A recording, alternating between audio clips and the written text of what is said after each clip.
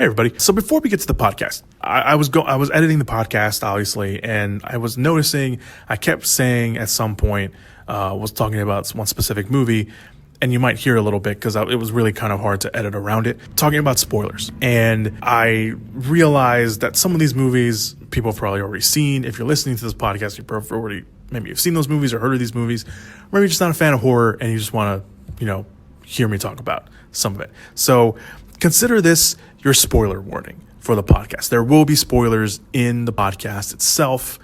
I don't like talking about spoilers that much when it's not like a review or reaction or anything like that. And this isn't necessarily really a review podcast. This is just me kind of, talking and shooting the shit. But yeah, I just, wanted to put this out there because as I was editing, I realized at some point I just stopped saying spoiler warning and just kept talking, particularly when it came to Halloween Ends. And obviously you'll hear that. So if you hear me say, kind of spoilers or anything like that, maybe they got through editing or I just couldn't find a good way to edit around it. So this is your spoiler warning for the podcast. I don't get too into spoilers that much with the movies, just a couple of them, Hellraiser, Halloween Ends, and just a couple other ones near the end. So yeah, please enjoy the podcast, obviously. I know it's post-spooky season. I get into that in the intro, but just wanted to mention that. Okay, enjoy.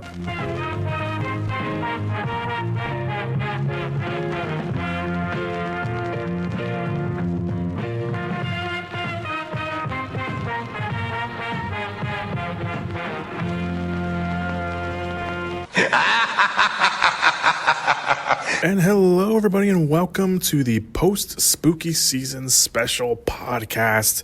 Yes, I know spooky season is over. It's been over, and we're moving on to the holiday season, but I did want to do this podcast because I promised this was going to be one of the episodes during spooky season. Logistically, and just a brain fart on my part, it was going to be a lot sooner than I originally wanted to, and obviously I didn't want that to happen. So this is a roundup of, as you can tell from the title, a roundup of pretty much all of the horror movies that I've watched this year. I just wanted to run through them, kind of, early preview of the end of the year list. Obviously, this is a horror list. Obviously, there's still probably going to be some horror movies coming out, but considering that it is, the spooky season or post-spooky season, I still want to talk about these movies because, I did the outline. So we're going to do that. So 2022 has been a return to form for Hollywood. Some movies that were delayed because of the pandemic finally got released this year and, last year as well. And along the way, like every year, there have been a multitude of surprises. Of course, post-spooky season, we're going to focus on the horror genre and the horror-adjacent movies that came out this year, which itself has gone on the up and up. Horror this year has been a plethora, if I can use that word, of quality this year. Horror fans and people within the industry have been saying that horror this year has been at its best, and it's hard to argue. I've seen people compare this to the early 80s, like 82, I think people were mentioning, where 82 was like a really good year for horror movies, and people have been comparing it to that. So, whether it's been in theaters or streaming, horror this year was a massive success and hit. Now, I haven't seen every horror movie that's come out this year. Obviously, there's a lot of stuff that came out this year and I haven't watched it, especially some of the bigger ones that I wanted to watch, especially, which I'm really bummed out about. But I've seen enough to put this podcast together, and these are either full-blown horror movies or again have horror concepts, horror adjacent movies. Some of these are probably thrillers, but like I mentioned, I want to talk about these movies. So before we get to any of that, I just want to mention the movies that I missed, that if you're wondering, like, why isn't this movie on here? Why aren't you talking about this movie? It's probably because I missed it. So at least at the time of this recording, obviously, when I'm doing this. So Don't Worry, Darling is the first movie. I know it's going to come out on HBO Max soon, but again, when I'm recording this, it hasn't come out. Deadstream and VHS 99, both of them are currently on Shudder. I just haven't had time to watch those. Pray for the Devil, which is a newer movie. It's the newest movie on the list, really. I just haven't gotten time to, block it out and go to the movie theater yet to watch that. Fresh is another one on Hulu. By the time I'm recording this part, anyway, I haven't watched it yet. I probably have already watched it afterwards, but yeah, I'm just gonna go on a limb and say that it's good. I've been hearing good things about it, so there's that. And then the last one is Terrifier 2. Obviously, Terrifier 2 has been, just hugely successful at the box office, considering its budget and considering the limited, screens that it's been on. And kudos to everybody there. I have not seen the first one, which is why I didn't see the second one. Kudos to them, credit to them for finding their crowd and every other crowd that is imaginable for that movie. So there you go. Those are the movies I missed. So if you're wondering why those movies are on the list, and obviously there's a bunch of other ones. Those are the big ones that I can think of right off the bat. So I wanted to mention those movies. So we're going to start off the podcast with movies that are not so good. They're not great. They weren't the best movies. They weren't the best horror movies out there. So the first one we're going to talk about, and these are no in particular order, by the way. It's just kind of the order that I put them in to just talk about them. So we're going to start off with Netflix's Texas Chainsaw Massacre. If the best thing about your movie, in my opinion, the thing I like the most, rather, is the score that plays at the end of the movie while the credits are playing, I think that says something about your movie that didn't hit right with me. Because that honestly was the best thing for me, was the score that played at the end of the credits, or during the credits, the ending credits. Yeah, that was the best thing.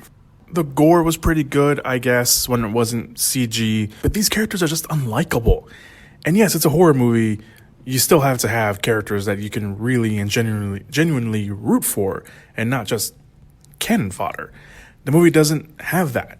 And then you decide to bring the character of Sally back, only to make her really a nothing character, and ultimately, do what you did in that movie. There's subverting expectation, which you will hear a lot about on this podcast, because I feel like subverting expectations was a big thing in horror, especially in horror this year.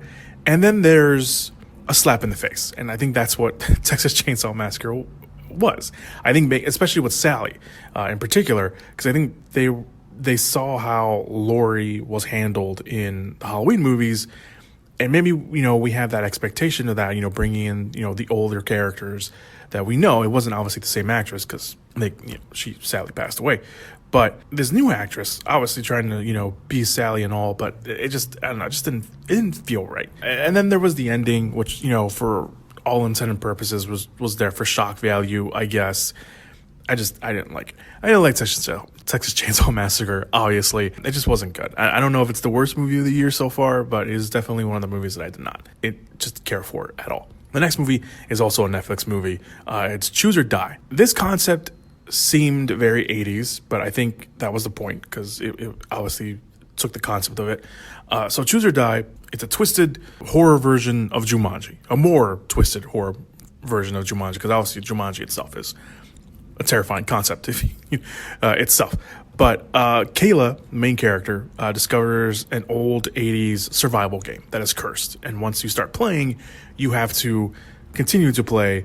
And obviously you have to choose between the situations that you see, or you end up dying, obviously. Hence the title, Choose or Die. There is some interesting stuff there. Kayla herself, the character, has everything against her, basically. Her little brother has recently died, which she blames herself of, and we kind of learn more about that and how that affects her and her trauma throughout the movie.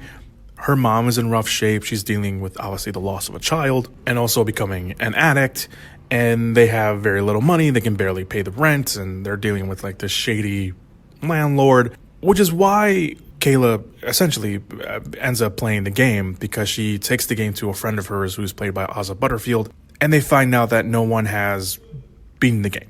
He's like a coder or something along the lines. I forgot exactly, how they characterize his character.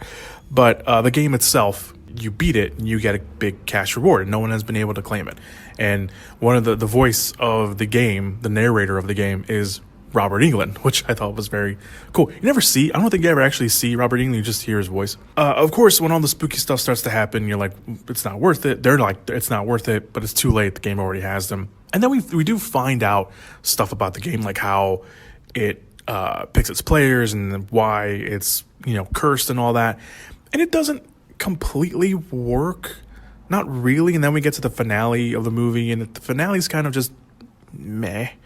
Really, concept-wise, it should have worked. The execution was terrible, and that's probably something else you will hear very frequently on this podcast. Like this next movie, the remake of Firestarter, which premiered on Peacock. It might be a little harsh to say on my end, because obviously I don't, like bashing movies too much on the podcast unless they absolutely deserve it. But it had parts that were moving too slow. And it just feels like not too many things were developed enough.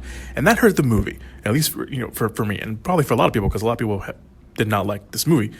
Yes, you can just read the book. Yeah, okay, let's remove that conversation from the table. We're talking about the movie here. Obviously, the villain of the movie, the villain, quote unquote, because we don't really see her very often. It's Captain Hollister, who's played by Gloria Reuben, who literally is good in everything she does.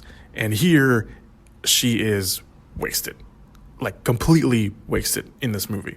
She has probably 4 or 5 scenes in the whole movie. I don't know if that's how it is in the book. I have never read the Firestarter book. Completely wasted here. And then you get to the ending of the movie where Charlie is setting everyone and everything on fire.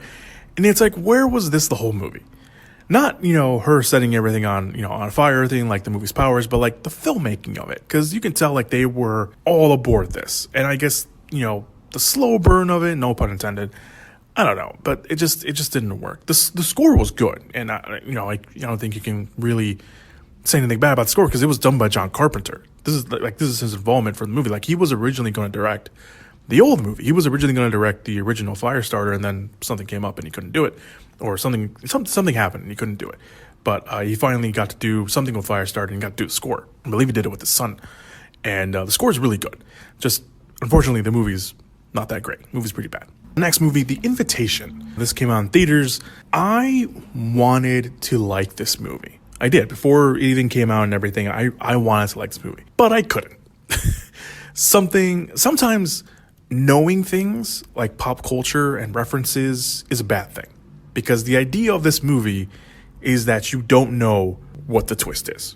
It's vampires. You don't know that this charming English guy, that Evie, played by Natalie Emmanuel from Game of Thrones and the Fast and the Furious franchise, who is good here. She is probably easily the saving grace of the movie, is slowly falling for a guy who is supposed to be Dracula, or at least someone like Dracula. He's a vampire. All intents and purposes, he's a vampire. But I think, he's supposed to be Dracula. And that the sweet old people that Evie meets after thinking she's escaped could potentially be the very same Jonathan and Mina Harker from the book, who in this world, in the movie, said, screw it, we're on the vampire side, we'd rather be, pets than cattle, and enjoy all the riches that they do. And they give that away in the trailer. It's kind of a throwaway line in the trailer. It's also a throwaway line in the movie. So again, this is where knowing pop culture and references kind of hurt sometimes, especially in a movie where it's like, the whole movie is playing with the idea that you don't know what's happening, that you don't know what they are. And every red flag that Evie has that does go off and should go off, and she doesn't, act on it. And it's a horror movie. Yes, people make dumb decisions. But we get the idea, at least that's what the movie does, that Evie is smarter than that. And yes, she's lost. She doesn't have any family. Her mother has, I believe, recently passed away in the movie. And she's trying to find her people. And obviously, if you saw the trailer, she does a DNA test, and they find out, and she finds all these people, and all of them are white. And they explain that in the movie why all of them are white, and she's obviously not. So they explain that in the movie that it was like a maid, or not, like her mother was a maid, and she fell for one of the lords. I forgot what the explanation was.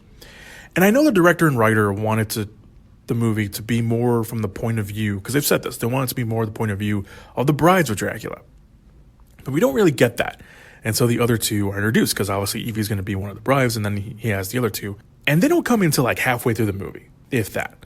And even then, we don't get enough, especially if that's supposed to be the case and the goal that they're following, the brides of Dracula. So when the reveal, quote unquote, happens, which credit to them for, again, I think I said this and I cut myself off.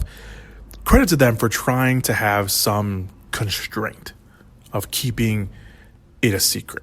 But when it happens, I wish there was a little more dread. There's some dread in the situation, because obviously we're seeing it through Evie's perspective. But I think I kind of wanted more. And I think I wanted more because I knew it was coming and I knew what it was. And I never try to be that person like, oh, I knew it was coming. Like, no, I hate those people. But if you're that person, I'm sorry. Hate's probably a strong word. I dislike you. Dislike them. Let's put it that way. But everything goes down with the end. And I guess at that point, I was already out of it, so I didn't find it impressive as it probably should have been, and I'm sure as they thought it was. Production design on this movie, by the way. The production design, the set design is awesome. The castle and everything inside it looks great. So that is my nice thing to say about The Invitation, and of course also Natalie Emmanuel as well, which, again, saving grace of the cast. But execution-wise for this movie, again, just didn't work. All right, so let's move on to, this has been a gradual step up, obviously. Let's talk about the movies that didn't quite reach their full potential. All right, so the first movie in the not reaching full potential, for me, again, obviously everything here is my opinion, They/Them, which is on Peacock. I wanted this movie to succeed more than it did because I thought the idea, and I still think the idea, is really good. And I think the marketing was one of the main problems, if not the main problem, because they were marketing it as a slasher movie with some mass killer potentially killing off other campers, a la, Friday the 13th, or maybe even a twisted version of Sleepaway Camp or something along those lines. And it wasn't that at all, which again, I don't mind, because I think we can all agree, going back to that term, when a movie subverts our expectations, it can be really good. And it's a good thing. The problem with that is that the execution has to be good. And They/Them didn't really do that for me. The slasher aspect of the movie doesn't really kick in until the final act in the movie. And before that, it's really just tension filled. I don't mind tension filled movies. Tension filled movies can be really, really good. But sell your movie on that. Don't sell your movie on a slasher aspect that doesn't come into the third act, especially if you're releasing a movie in July and not October. And kudos to all the actors involved, because nothing was wrong with what they were doing. I thought the actors, and most of the acting in the movie, from, not the established actors like Kevin Bacon, who plays the quote-unquote villain of the movie, was good. It was great. The problem was the missteps it took getting to the ending, and then finally, when it gets to the ending, it feels like they were kind of rushed in doing it, which I find hard to believe, because the movie was written by John Logan, who was responsible for movies like Gladiator and Rango and Skyfall and Spectre and the great TV series Penny Dreadful, just to name a few of the projects he's done. And I know he really liked the idea of setting a movie at a conversion camp, because that's where the movie is set. It's set in a conversion camp, and making an even bigger horror experience. It's just that the final product seems off. And the horror of it doesn't even come from the slasher part, because the slasher part is super tame. There's a point in the movie where obviously the slasher aspect comes into play, where people, we don't see it because it's kind of off camera, but we see the killer with the mask killing people off screen with an axe. And it seems like he's axing them, or she is axing them to pieces. Nope. That's not the case, because we see the bodies later and they just have like shrieks of blood on their bodies. Like, the way you were showing it and the final result that we see does not match up whatsoever at all. The horror comes from the conversion torture displayed in the movie. And yes, they do show it. So if that is a triggering thing for you, it happens. And I'm sure, and like I mentioned, that is the truly horrifying part. And I'm sure it actually has happened in conversion camps that they do this, and it's truly horrifying. And if that was the movie itself, then it would have been truly effective, and that would have been enough. But it's not, and it's not even what the movie was sold on, really. Again, I think the marketing for They/Them really hurt the movie. I just really wanted to like this movie because I love the message it's trying to send, and you can clearly see the love the cast had for each other working on it during the premiere and stuff. But the movie was just, it just didn't do it for me. It didn't do it for me at all. Fall. This comes from Lionsgate. It's part of the the trend horror of survival horror, pretty much surviving the elements, a single location. You have a limited number of characters, usually like 2, sometimes 3, who go out because something tragic happens to them, and the other ones try to convince them that they need to continue living their lives. And they go and do whatever it is, and then they get stuck either by man-made structures or something's lurking them on the outside. In Fall, Becky, the character of Becky, played by Grace Curry from Shazam and Annabelle Creations, is heavily mourning the loss of her husband, who we see in the opening of the movie fall to his death, basically. And they were rock climbing with their friend Hunter, played by Virginia Gardner, who was from Halloween 2018. She plays the babysitter in the movie in 2018. She was also in the Runaways on Hulu. They were rock climbing, and then he falls. And it's almost been a year. And Becky's dad in the movie, played by Jeffrey Dean Morgan, goes to see her, and she kind of blows him off. And Hunter then shows up and tries to cheer her up, and finally gets her to leave the house and climb a 2,000-foot old radio tower in the middle of nowhere, which immediately. No. As they climb up, unbeknownst to them, the rickety, rusted up ladder, which any normal person would see and say, not doing that, is becoming unhinged at the bolts. And when they attempt to climb down, the ladder breaks off and they are stuck 2,000 feet up in the air with no cell service, a drone that they brought with very low battery, and vultures that they saw coming in, waiting for them to, obviously lose their fight with the elements, because they barely have any food or no food and very, very little water. So I wasn't expecting much from Fall, mainly because there wasn't a lot of promotion that I saw for the movie. I actually thought it was going to be a movie that I missed out on, and I ended up, watching it on VOD during the summer, and it was fine. It was just fine. I did like the recurring score that played every now and then, which leads to the full-blown song at the end of the credits. The idea of being stuck 2,000 feet up in the air with no way down other than, death is truly terrifying. I'm not really afraid of heights too much, but 2,000 feet, I ain't doing that. Unless I'm on an airplane with a skilled pilot who knows how to land a plane, I am not even climbing anything 2,000 feet up in the air. It's a pretty thin concept, and most of these movies are pretty thin concepts, and they fall under that, no pun intended. But credit to the writers on these movies and directors of these movies, and even the actors of these movies, to do their best in stretching out the story. There is a twist in the movie, and if that's what you want to call it, that adds more drama to the story and everything like that. And it's an okay element that they added. It's not an original concept. We've kind of seen these twists added in other stories like this, but it adds that extra layer and element besides them trying to survive. And I kind of saw it coming, and then there's another part of the movie that I kind of saw coming when it happened, but nothing against Curry and Gardner, who played their parts well, with Curry having to carry a lot more of the dramatic weight because obviously she's playing a woman who lost her husband and is now stuck 2,000 feet up in the air. But credit to them for doing that. And when it comes to the other idea that I was mentioning, they played around it a little bit, which is really something obviously you want to do, but it kind of worked and it kind of did it. But the thing with Fall, obviously, is we've seen movies like this, and if anything, they make the movie worthwhile, the actresses, Curry and Gardner. But we've seen movies similar to this, and some of them have been better than this. Not saying Fall is a bad movie, but I think if you're comparing it to other movies, I think kind of Fall will get lost in the shuffle a little bit. Speaking of surviving the elements or trapped locations, you can't get more trying to survive the elements and trapped in the middle of nowhere than Africa with a rabid lion circling you. Yes, I am talking about Beast. Idris Elba's character Nate takes his two young teenage daughters, Nora and Meredith, to Africa where he met their mother, and also sometime after her passing, so they can grow closer and maybe reconcile, because Nate hasn't been the best father. Clearly stated it in pretty much the very beginning of the movie.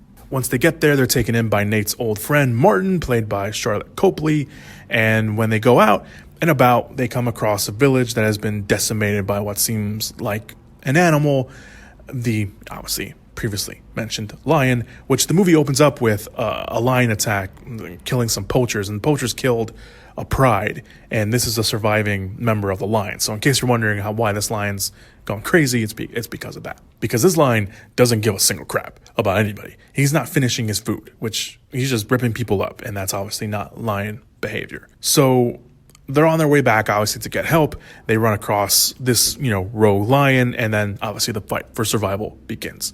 I will come out and say this about Beast right off the bat, because this is one of the things that I just didn't like about the movie. Nothing against the young actresses who play the daughters. Leah Jeffries as Nora and Iana Haley, I'm pronouncing that name right, as Meredith.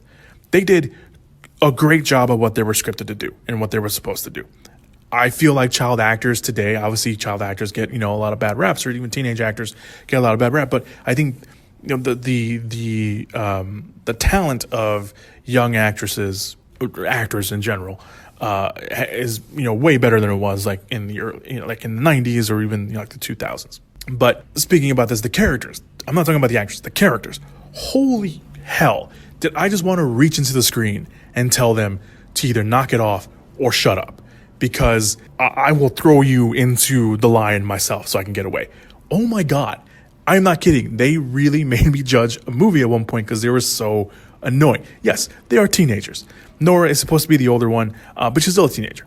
And in a situation like this, everyone obviously acts differently, because I will tell you right now, if I went through what they went through, I don't know. I can say that I'll be brave and fight off a lion with my bare hands, but I'd be dead. I would not be walking this earth any longer. The movie itself, the rest of the movie, it's fine. It's tension filled. It is a tension filled movie. I will give it that. Anytime the lion is on screen, you never know what's going to happen. And the lion, for the most part, looked pretty good. Obviously, it's a CGI lion, but for the most part, it looked pretty good. The final act hits, and you're like, okay, what's really going to happen here? What's going on? There are some random dream sequences that Elba's character Nate has. I really don't know what the point of them were. Maybe I was just dense. I just didn't understand it. But I feel like if you remove the dream sequences from the movie, it probably wouldn't hurt the movie at all. But that maybe that's just me. I thought maybe instead of doing that, you can extend the relationships a little bit more. But I don't know. But Beast is not a bad movie. It's not. I just think that it's just fine. At the end of the day, it's just fine. Movies can be fine. Okay, next movie, Hellraiser. I mentioned on Twitter, I will give this movie credit for doing its own thing. It didn't rehash the original movie, which a lot of remakes do. It didn't try to one-up the original movie. It gave the Cenobites a redesign while also staying true to, the original designs of, the leather. Instead, the leather was kind of their own skin in some ways. This version was telling its own story, and whether you like this movie or not, you have to give the movie that credit at the very least, which I do. I give it credit for being its own thing. The problem was everything else about the movie. This movie at times is really too slow for its own good. It doesn't really wrap up until the end, and by then you might be a little disinterested in the characters and the story, like I was, to really care. The characters are pretty much flat, and we just kind of just know the bare bones of who these characters are. The main character is Riley. She's a recovering addict who finds obviously the lament configuration, the box, and she's being haunted by it. So Riley, here's the main characters. Riley is the main character, like I mentioned, recovering addict. She's got a brother who might have been the best character in the movie, but gets offed like 15 minutes in. He's got a boyfriend who is really kind of pushy to Riley once her brother disappears, which I get. Someone you loved is gone and with no explanation, because he just goes. We don't even see Riley's brother's death. He just disappears. We hear him scream, and that's it. And again, going back to the boyfriend character, the only person that knows anything about the person you love disappearing is the sister, who was on drugs, and someone, that the brother was trying to help and has kind of lost the will to help someone who doesn't want to be helped.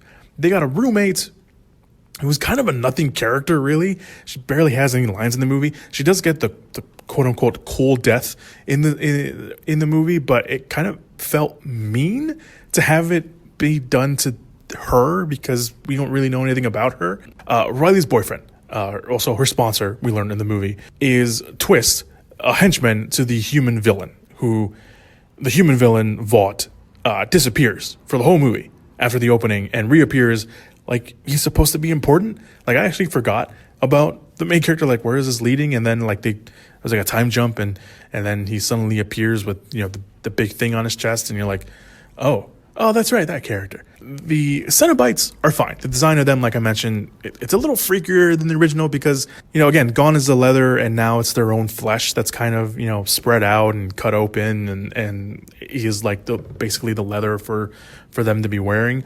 And then we have our new Pinhead played by Jamie Clayton, who does a fine job. Obviously, I know fans wanted Doug Bradley, who played Pinhead for years, but Jamie Clayton does a very fine job with what she's given. And she's not in the movie that much. Cenobites aren't in the movie that much either, and neither is she. But when she appears on screen, she's very good. And this also felt tamer than the original. I didn't want, I don't want rather to think that played a factor in my reaction, because the original movie does some crazy stuff and has some crazy amounts of gore and practical effects and what they were doing. And here, with this, kind of reimagining, remake, reboot, whatever you want to call it, it's stuff that we've sort of seen before, kind of. The roommate's death has a interesting scene with a pin being stuck, somewhere, which I don't think we've ever seen kind of that angle, what they did. But, yeah. And then we have the ending of the movie. Are we supposed to assume that Voight, not Vought. Vaught's the boys. Voight, is now a Cenobite? Like, is he being punished forever? Did he ultimately win? Like, obviously he wanted to meet, his creator. He wanted to meet the god of the Cenobites. So did he do that? Did he win? Like, did the bad guy win in this case? Like, the ending is kind of weird for me. I just didn't like the ending that much. So, all right, there you go. That's Hellraiser. And let's talk about the final movie. I don't know about Full Potential, so this is kind of just its own thing. We're going to talk about Halloween Ends. I mentioned on Twitter and briefly on the Halloween podcast my thoughts on Halloween Ends. Yes, I was disappointed by it. The marketing for the movie promised a big final showdown between Jamie Lee Curtis, Laurie Strode, and Michael Myers. Finally, after 40 plus years, this story was going to end. And what we got, a movie about a new character in Corey Cunningham and Laurie's granddaughter, Allison, and their not weird, but they're twisted, for the lack of a better word, survivor, broken people relationship. And then Corey being infected by Michael Myers' evil to the point that Corey becomes a killer himself and teams up with Michael at one point. And then Corey wants to leave, and Allison's like, yeah, let's leave, guy I just met a couple days ago. Sure. And him becoming more of a killer and her not really seeing it, which is really weird considering the past two events of the movie. I mean, I don't know. Again, I don't think I mentioned this, but I did mention it in the Twitter post. I get what they were trying to say and do. The problem was how they decided to show and do it. And if this was what David Gordon Green wanted to tell in his Halloween story, that's fine. Perfectly fine. He's more than okay to do that. And that was essentially his intention, because he came out after the movie was released and said that his intention was never to make a Michael Laurie movie, which not the best thing, not the best comment to come out after Halloween Ends comes out, because everyone obviously had their opinion on the movie. But the execution of his story, of what he wanted to say, and of the movie was way off target. If they had introduced, and this is something that I've been seeing other people say, and I've briefly have talked with other people, if they had introduced Corey, the character of Corey, in Halloween 2018, or even in Halloween Kills, as a character in general, if he was like a background character, or if he was someone they mentioned in passing, or if he was someone that maybe Allison knew and the group of friends knew or something, or, again, like just like a passing name, like one of Allison's friends mentions, one of their friends, Corey. If they had mentioned that, they had mentioned him, then maybe we'd have a better connection with Corey. Do we feel sorry for Corey in this movie? He's a brand new character. We don't know who he is. We're introduced to his story, and we get the conclusion of his story in one movie. Do we feel sorry for Corey in the movie? A little. yeah, he probably didn't mean to kill that kid.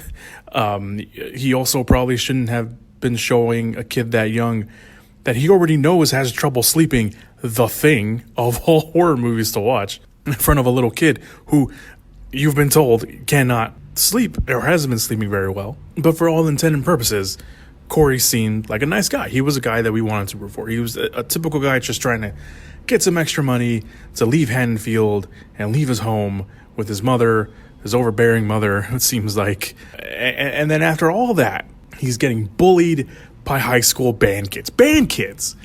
Like, listen, I'm not making fun of band kids. I had a friend in high school who was in band. Super nice guy. Super, super great. But band kids, you can't even make them like football team kids. Like, I know it'd be cliche, but Corey's also a grown man at this point. Like, he's out of college. I mean, we never really get the establishment of ages in the movie with Allison. Like, we know it's 4 years afterwards, but like it never like officially states like, oh yeah, like, you know, she's, you know, out of college. I mean, she also became a nurse in the 4 years, which I don't think is possible, but we can overlook that.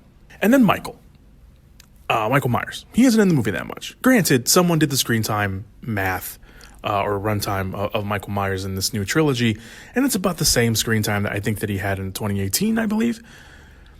Maybe less. But it certainly feels like he's not in the movie at all at any certain point. And then it looks like he's hulking up after killing someone. Like, that was his mojo. Like, I just needed to kill someone, and now I'm, you know, back to my old man strength. There's a lot more I can get into. I don't want this to become essentially a Halloween Ends podcast, but I was clearly disappointed by the movie. Marketing did its job. If anything, marketing did its job. It got us to watch the movie, whether it be in theaters or on Peacock. It kept the Corey storyline, essentially the real storyline of the movie, out of the trailers and out of the TV spots. It started so well with 2018, and it just landed on the nastiest thud it can and ends. I know it's still not fairly early, but the year is almost ending pretty much. And, you know, we still got 2 whole months of movies to watch in theaters and in streaming. But Halloween Ends, this isn't, I don't even think this is recency bias either. Halloween Ends is probably going to be my most disappointing movie of the year, to be completely honest, because of what they are promised and what started so great in Halloween 2018, and even, you know, the off-kiltered Halloween Kills. Halloween Ends just feels like a completely different movie, and not in a good way. That's Halloween Ends. Want to just briefly talk about Halloween Ends. Let's move on to the next category, which is the okay movies, basically the honorable mention movies that deserve a mention at some point. So the first one is Doctor Strange in the Multiverse of Madness. Obviously, Sam Raimi, his style, it's not for everybody, admittedly. You know, if you're not a fan of Sam Raimi's style, you're going to have a hard time enjoying his movies, because he does have a very specific style. And if you don't like his style, then you're not going to like his movies. And I like Doctor Strange in the Multiverse. Was it the best Marvel movie? No, it's not the best Marvel movie. It has elements in there. It had a very Raimi touch in there. There's some horror moments in there. So I'll just, again, honorable mentions also just deserve a mention. This is what this category is. Sticking with Disney, we'll stick with the Disney Plus special presentation movie, or movie? Wasn't it a movie that they classified as a movie? Werewolf by Night. I really love Werewolf by Night. I love what they're doing. I love what Marvel's doing with the special presentations and what they're going to do with the special presentations, you know, doing like these hour or so just short films, basically. And Werewolf by Night was the first one to do it. It was the first one. And I loved it. I love the old school feel of it, the black and white of it all. I love that, it had great moments in it. It wasn't, it had the humor in it, but it wasn't like the typical MCU humor that everyone, has come to bash and make fun of. It was really good. I liked it. Werewolf by Night. It's under an hour. If you haven't watched it yet, I highly recommend. I'm putting this here because I don't know where to put it. It's Men, the AA24 movie. Jesse Buckley, all credit goes to Jesse Buckley and Rory Kinnear. I forgot how to pronounce the last name. For what they do in the movie, especially Rory, because he played multiple different characters in this movie, and if anything, he deserves all the credit for what he's done. And Jesse Buckley, obviously, great actress, totally deserves to be in more stuff. I think her stars slowly for mainstreamer audiences is going to be on the rise pretty soon. But Men, man, I didn't know what to expect from Men.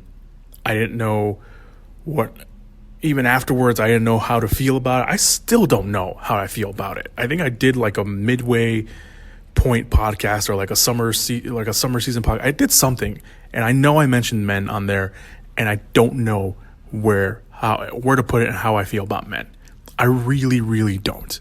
I don't know how I feel about Men. Men's just gonna be one of those movies I just don't know what to do with. Scream. I wasn't overly excited. It had nothing to do with the fact that it wasn't Wes Craven anymore. I loved Radio Silence. I loved Ready or Not. So I was all on board them doing this, having the new legacy having the legacy characters come back, and the new cast that they had did a pretty good job. They were all great. You got Jenna Ortega in there, in there, and obviously she's taking over Hollywood. And you had Jack Quaid in there from The Boys, and just everybody else in there.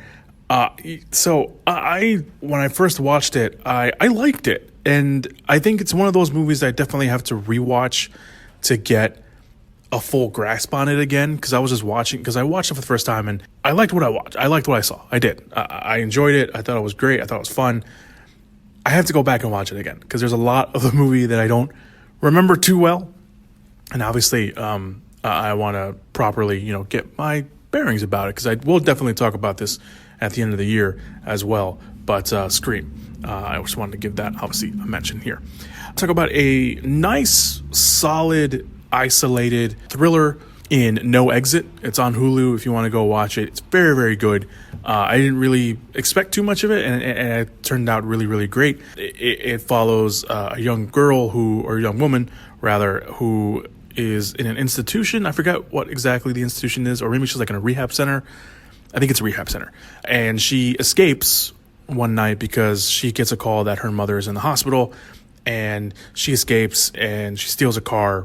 And it's really like, there was like a snowstorm coming in, and she gets stopped, and she's like, you have to go to the rest stop because no one can drive in this.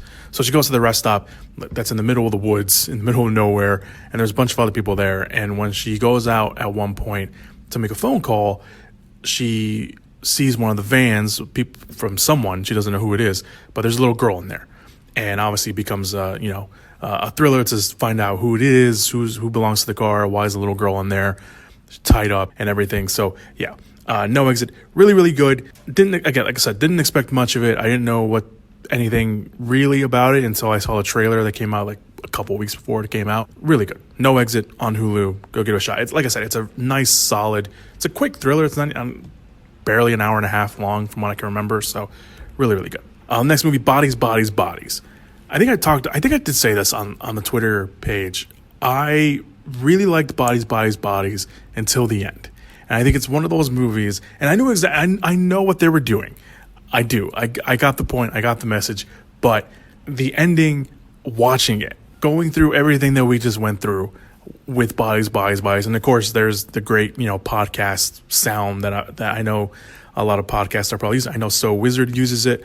And I always love hearing it when I hear their podcast talking about, putting together, a schedule for everything, putting a podcast together. But that ending of the movie, everything we go through, and then the ending hits, and you find out the reason why everything happens is just dumb, or it's not dumb. It's because of a dumb circumstance that happened. It just like deflated everything that I felt about the movie when I watched it. And just thinking about it now, it still kind of does.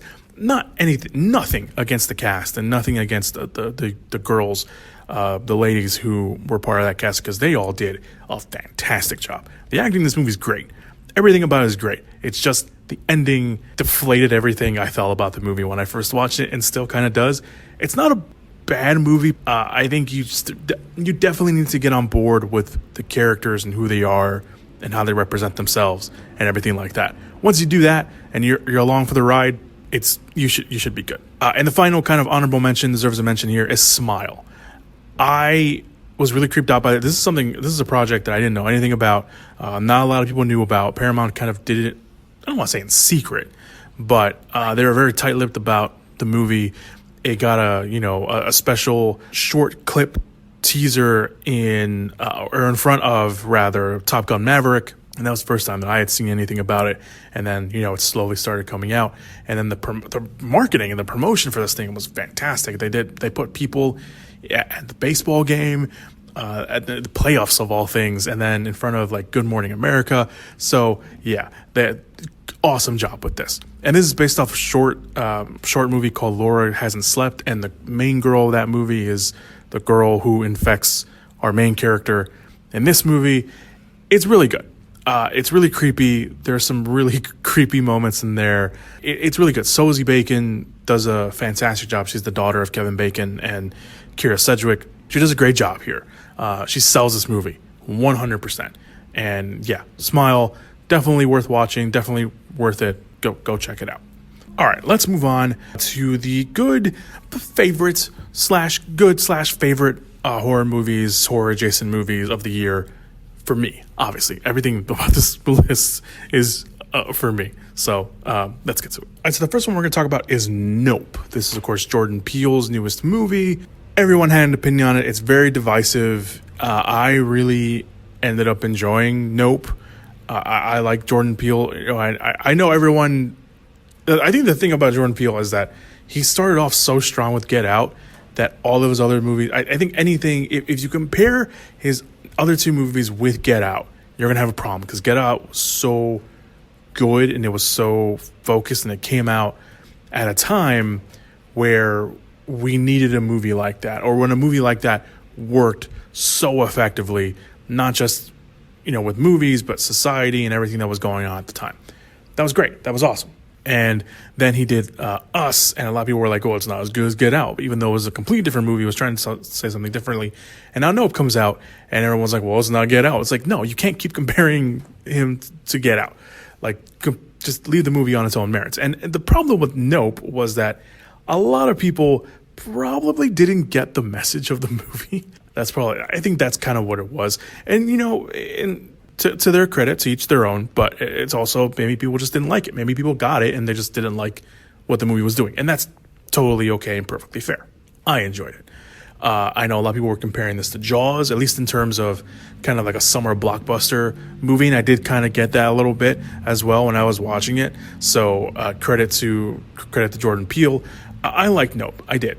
I thought it was good. At the very least, it's very good, and in terms of filmmaking and everything like that, he did a really good job. Writing wise, whatever, that can obviously be argued, but I really liked Nope. Moving on, The Cursed. This is a movie that came out really early in the year, and I actually just got around to watching it finally because I missed it in theaters. And I wish I could have seen it in theaters because I think this was a movie that would have definitely played really well in a big screen with big sound system and a bunch of other people who were along for the ride. I don't really want to spoil too much about Cursed because I feel like this is a movie. I don't think it's not one of those where it's like the less you know the better, but it is one of those movies where like just even knowing a little bit too much about the movie could ruin your experience. So I'm obviously not going to say too much about it, but it's very good. Boyd Holbrook's in there. Kelly Riley from Yellowstone's in there. Boyd Holbrook kind of plays like the main character in the movie, and he plays a pathologist who gets hired by a wealthy family to find their son and the animal that attacks them. And it's a really good movie. It's very moody. I think the cinematography is really good. The score is pretty good as well. There was a lot of things from the movie that I wasn't really expecting, and I had to watch this in parts because I was watching it. I had to watch it at work. I didn't have to watch it at work, but I watched it at work because I thought I had more time, but I didn't. And I had to watch it in parts, so I think it kind of ruined the flow a little bit. But I really enjoyed it. I really did. I really liked The Cursed. I think it's really good. You can watch it right now on Hulu. Pretty sure it's going to be on there for a little bit, so go do yourself a favor and go watch The Cursed. Next movie we're going to talk about, we might as well stick to the Hulu, Prey, really, really good. I love the first Predator movie. I think the first Predator movie is the best one. Maybe it's nostalgia because I grew up watching that movie, but I think it's the best one. And I was always really hope, especially, recently, that there would be good Predator movies. Predators probably came the closest in terms of that, but even then it was okay for me. Granted, I haven't gone back and watched it recently, but I definitely want to go and do that. But then The Predator came out, which I thought would be really good because it was Shane Black. He was in the first one. He did some uncredited work on that movie. He's coming back and he's writing it and he's directing it. Obviously, he has a history with it, so he's going to treat it with some respect.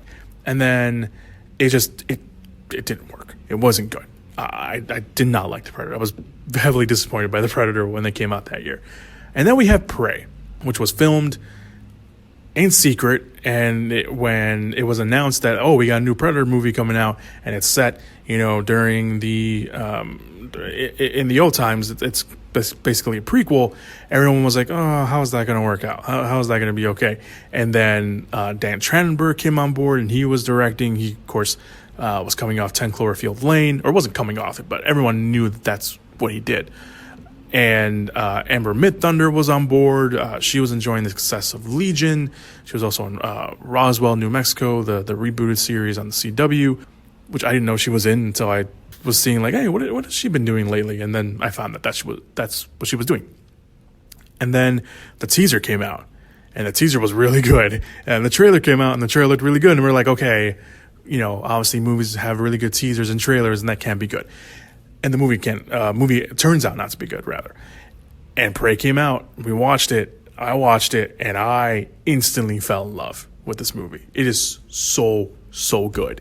It is the best Predator movie since the first one. Not saying much. Predator 2, not a huge fan of Predator 2. I know Predator 2 has been getting some love recently. I had to go back and watch that. I haven't watched that one yet. But Alien vs. Predator movies, not that great. Predators, like I mentioned, right steps, but just not complete execution, and the Predator just not very good. But Prey did something so different with the franchise and did its own thing. It didn't try to rely too much on what was already done. It did its own thing, and I think that's why people loved it so much. I think that's why people loved the idea of it. I think Amber Midthunder played such a great character and a great lead, and it was a woman character. It was a woman lead. That hasn't happened yet, except for the Alien vs. Predator movies, but people don't really count those that much. But she was so good in it, and I really liked Prey. I really, really liked Prey. So if you haven't watched Prey yet, please do yourself a favor and do that. That's on Hulu if you want to go watch that as well. Next up, we're going to talk about both of these together, X and Pearl. Or X rather came out first. It came out in March, and Pearl came out, a little bit more recently. And Ty West filmed these movies back to back. They had filmed X first, and then they were basically stuck over in New Zealand, where they filmed this movie. Yeah, New Zealand, where they filmed the movie. And he was talking to Mia Goth, who pulled double duty on X. She was playing Maxine, and then she was also playing Pearl, the old lady in the movie, basically the villain that comes out of that movie. And he was like, he wanted to pursue the story of Pearl, how she got to be who she was, and all that. And he talked to Mia Goth, and Mia Goth's like, yeah, totally, let's do it. They wrote it. Everyone was stuck in New Zealand already, and they're like, hey, you can film it. And then I guess A24 gave them the okay, and they went and filmed Pearl at the same time after they had already filmed X.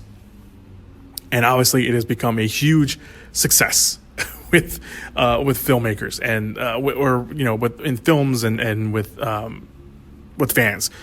X is really good. X felt like a kind of an old school grindhouse almost movie, and it was really good. And Mia Goth was really great, but Mia Goth really, really shines in Pearl. Mia Goth is so goddamn good in Pearl.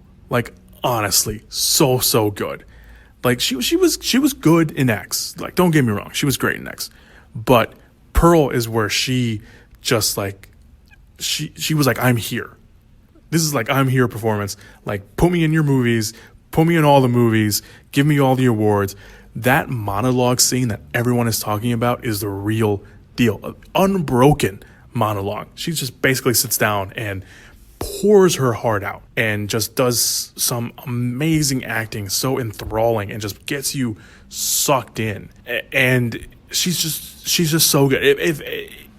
If anything, Mia Goth is this one of, if not definitely the top five, maybe even top three breakouts and best performances of the year because of Pearl. Regardless of genre, regardless of whatever film, anything. Mia Goth is awesome. Mia Goth is great. The thing with, everyone's like, oh, maybe she can get nominated for an Oscar. Yeah, that would be great if the Academy cared about horror movies, and they don't.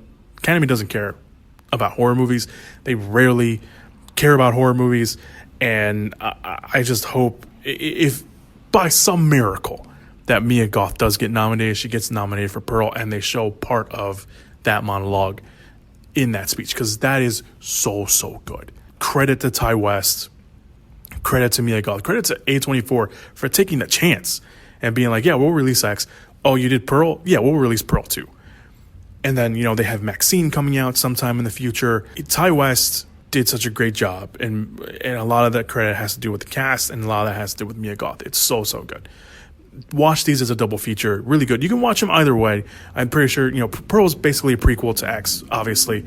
But if you want to do that, or you want to watch them in the order they came out, that totally works too. So good. The Black Phone, that came out early this year as well. Scott Derrickson, who did Sinister, Doctor Strange, he's back with the writer who did Sinister and Doctor Strange with him, C. Robert Cargill. Super excited. It's based off the short story by Joe Hill, aka the son of Stephen King. Black Phone's really good.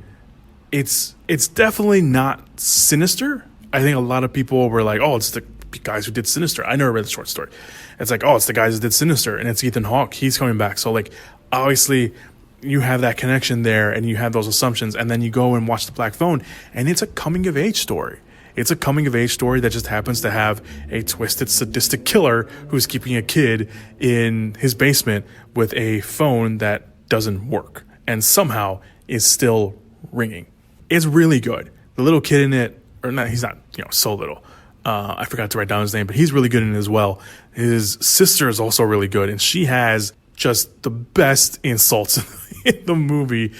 My brother and I went to go watch this first show in the morning, the first show on a Saturday morning, and it was me and him and maybe 3-4 other people in there. She says her first line to the cops, which is I can't remember what specifically she said now that I'm thinking about it. But her line delivery in that is so good. It broke all of us. All of us were laughing. We didn't even hear what she said next. All of us collectively laughed. And every time she was just insulting people, it was really great. So it's really good. I really love The Black Phone. I was already expecting to really like it. I really like Scott Derrickson. I love the pair up with him and Cargill. And you got Ethan Hawke in there. And speaking of Sinister, I forgot his first name. I don't want to call him Eddie because I think that was his character's name in It. Oh my God, what's his name? I can't think of his name now. I know his last name is Ransone. James Ransone? Anyway, he plays Deputy So-and-so in Sinister. He's also in this. He has a little bit part in here. The masks that were designed by Tom Savini and it were so really cool. I want to buy one of those masks. I really do. Even if it's a knockoff version, I'll totally be okay with that because it's really cool. The grabber, the whole concept of it, it's so good. I really like The Black Phone. I liked it a lot more than I thought I would, and I liked it even more knowing that it wasn't another Sinister movie, that it was really a coming-of-age story. It was just this. It wasn't full-blown scary. It was really survival. It was really, really good. And finally, the last movie, Barbarian. This is one of those movies that I mentioned on Twitter that the less you know about Barbarian, the better. It's currently playing on HBO Max. It looks like it's found a lot of new love for people because it was trending again when it first came out on HBO Max. So Barbarian is definitely one of those movies where I feel like it's hard now to know or not know anything about Barbarian walking in. But I saw it. I went to go watch it on a Monday night, and it wasn't packed theater, but it was filled, and everybody had the same reactions at the same time to what was going on. It was definitely a good theater experience, even though the theater wasn't that packed. Barbarian is really, really good. The subverting of expectations of Barbarian is in full force. It really was, and I just tip my hat to everyone involved, to the director, just that whole team for keeping everything a secret before it got out, and for the fans for not giving away too much, and for the newfound love that it is had. If you have not seen Barbarian, please do yourself a favor and watch it. It's good. It really is. It's not for everybody, but for the crowd that does find it and likes it, you know, we know. That's this year, but what about next year? Can 2023 continue the trend and bring us great, or at the very least, good horror movies? Would it be disappointing if the movies go back to being stale or okay? I guess we'll have to figure out. Obviously, you know, pretty much everyone in Hollywood and fans and, you know, anyone who has an opinion on movies have said that horror this year has been very, very good. And it would be kind of a shame if it did go back to being just okay, mediocre, not so great horror movies, again, after this great year of horror and horror adjacent movies that came out. Now, here's just a glimpse. Let's talk about next year. Here's just a glimpse of what we're going to get. And these are just movies that are coming out in theaters. And this is the current release schedule. Obviously, the schedule is always changing. Stuff gets moved around. Stuff gets pulled out.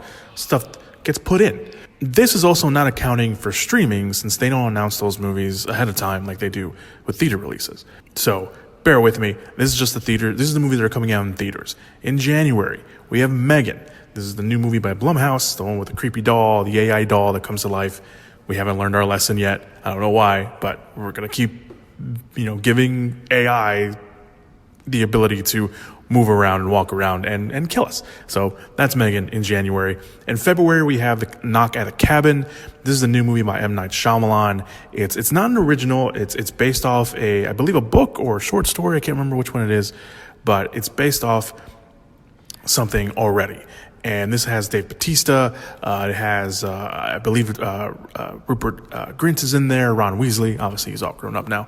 But it's about a family, a gay family at that. Two fathers and this little girl that they have adopted, and they go out to the cabin in the middle of nowhere to just get away from everything. And these strangers, which is led by Dave Bautista, at least from the teaser that was released, or the trailer rather that was released, come to the cabin and tell them they have a mission.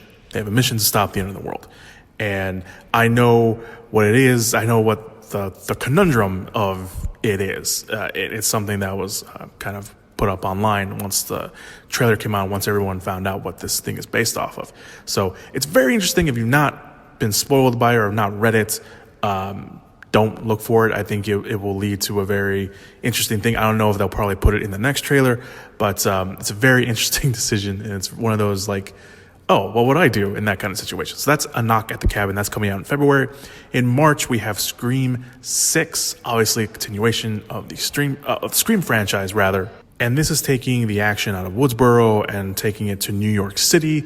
So we're going to see Ghostface in a whole new environment. Of course, the surviving characters from Scream 5 or Scream 2022, whatever you want to call it, the last Scream movie, are coming back. So it will be interesting to kind of see what that has. And of course, some new additions to the cast, the big one being Samara Weaving.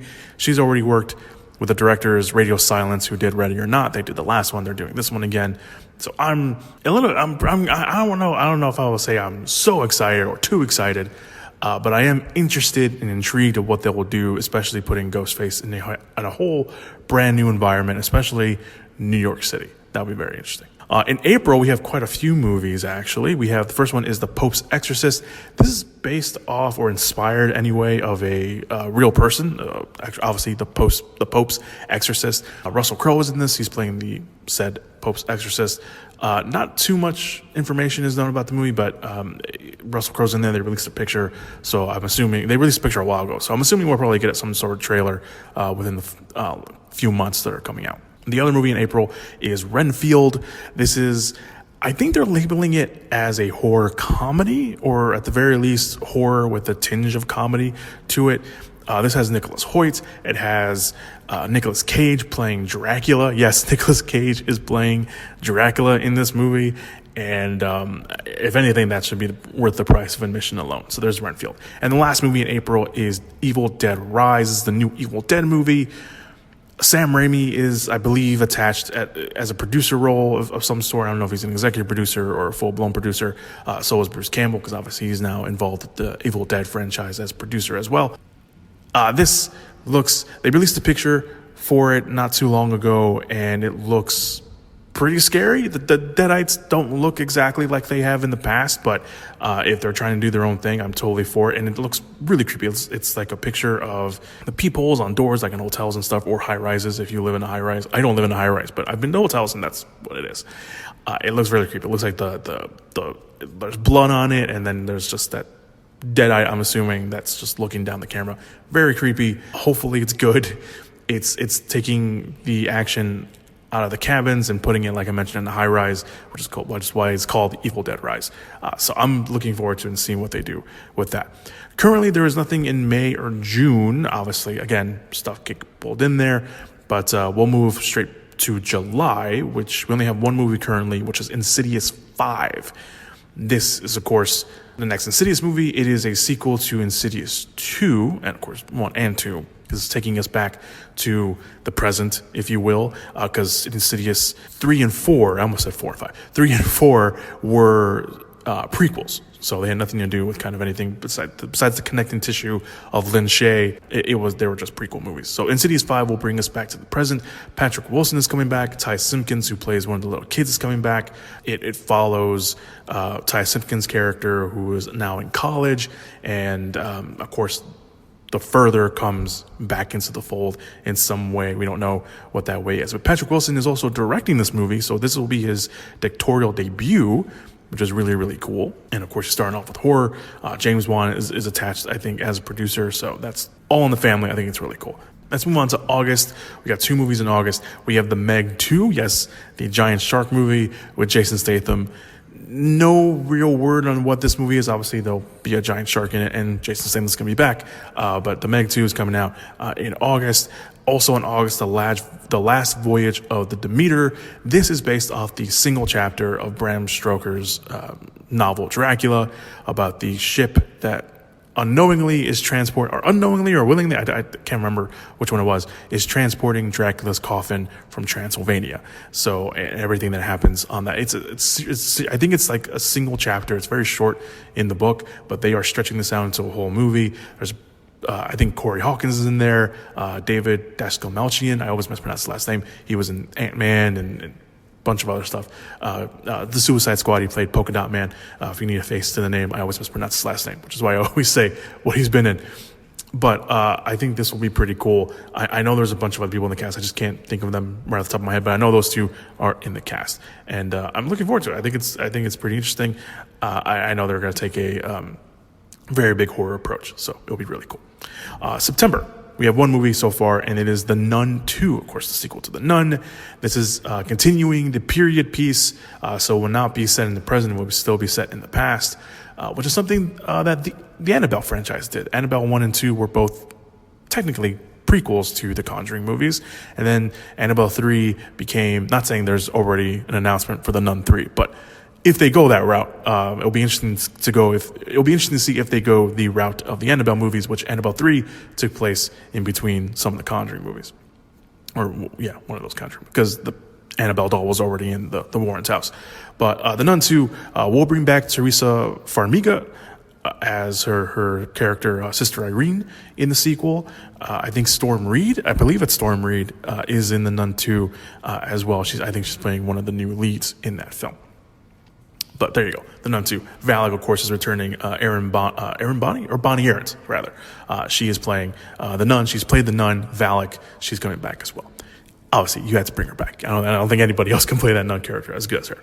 Then we get to October. Right now, there are only 2 movies. Obviously, if studios were paying attention this year, I think there will be more horror movies coming out end of September, also in October, rather. So there's only 2 movies out in October right now, or scheduled for October. We have Saw. There's a new Saw movie. Tobin Bell was recently announced to be coming back as Jigsaw. So he's coming back in some way, shape, or form. New Saw movie. We don't know anything about the movies so far. I believe one of the directors of the Saw movies, of the Saw franchise, is coming back as well. So there's that. And then the other movie in October is The Exorcist. Now, this is a sequel to, I believe, the first 2 movies. I think maybe even just the first movie. The mother is coming back in the first one, from the first one. She's coming back in this one. Leslie Odom Jr. is in there. He's playing the father. He's playing the new lead character. He's playing the father to a little girl who is possessed, and he believes is I think the way they were wording it was, it is very eerily similar to the possession of Reagan from, of course, the very first movie. So he seeks out the mother from The Exorcist, or from the first movie rather, and see if there's any sort of connection there. So I think the big thing for The Exorcist will be whether or not fans can get on board with it.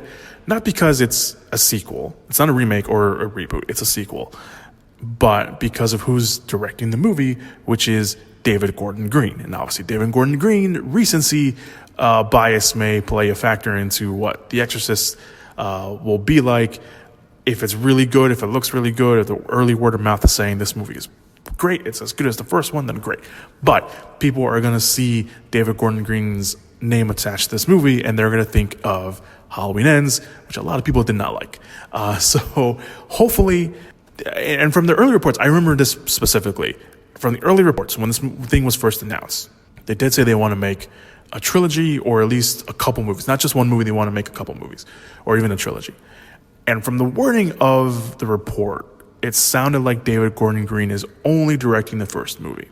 So if it's anything like the Halloween franchise, hopefully this new Exorcist movie is Halloween 2018 and not Halloween Ends or even Halloween Kills. Although I have grown not to like Halloween Kills, an appreciation for Halloween Kills for what it is, especially maybe recency bias, what Halloween Ends did. But there you go. October, Exorcist, The Exorcist. Right now it's only called The Exorcist. I don't know if they'll keep that title. And then Saw. And then December, finally, this is horror adjacent. It's not necessarily full-blown horror like some of the other movies. The Ghostbusters Afterlife sequel has been announced, and it will be coming out in December. That's pretty cool. I enjoyed Ghostbusters Afterlife for what it was.